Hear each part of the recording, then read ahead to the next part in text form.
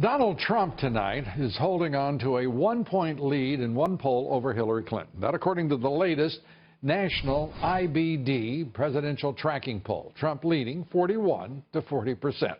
The IBD, the Investor Business Daily poll, was the most accurate poll, by the way, on the outcome of the 2012 presidential race. So we're going to pay that, according, by the way, to Nate Silver of 538. So we're going to pay particular attention to IBD throughout the remainder of the campaign here. Joining me now, staff writer for the Federalist, Payton, joining us. Good to have you with us. One of the most remarkable, to me, developments over the past 24 hours was this sort of sanctimonious clucking sound coming from the national liberal media when Donald Trump said that he would insist on a free, fair, honest election before he would accept the results. You would have thought he said we're going to knock down the Washington Monument. What other response would be rational and intelligent and responsible?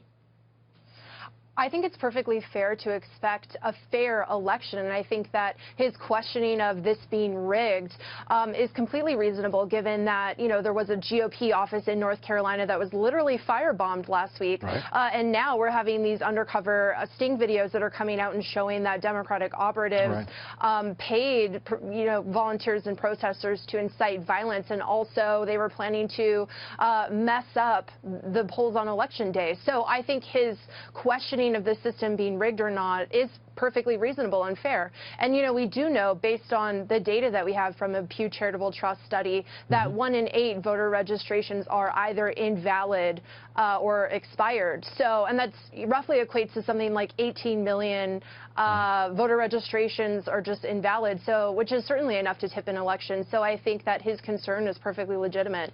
Yeah, and it is somewhat, it shouldn't, I suppose, surprise me, but it is astonishing that there was a whole convention of national liberal media types and all forms of media really taking Trump to account, because he said he would not accept just blindly, without condition, a result given the context that you've described, of which they are aware.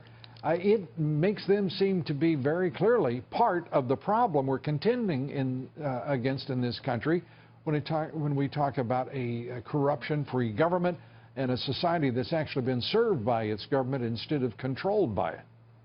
You're completely right, and I think it's also telling that a lot of the groups who try to silence or gaslight these concerns about voter integrity often are liberal groups. You know, we're often told that, oh, requiring someone to bring a photo ID to the poll is somehow racist. So I think that this kind of narrative about, oh, don't worry, election integrity and voter fraud is not a real thing, it doesn't exist at all, I think it's ironic that it often comes from the left, and now we're seeing physical evidence that the left is actually doing this. You know, Bree, as we wrap up here, and I want to thank you for being with us, my wife and I met a gentleman from Mexico last night at the debates in Las Vegas, and in talking, he presented me with his national ID card, voting card from the Elections Bureau of Mexico.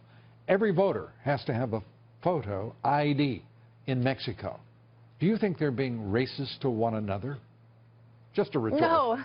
It's just a rhetorical question. But that's how important electoral integrity is to Mexico. We can't quite catch up on that. Unfortunately, not yet. Bree, thanks for being with us. Good to have you. Thank you.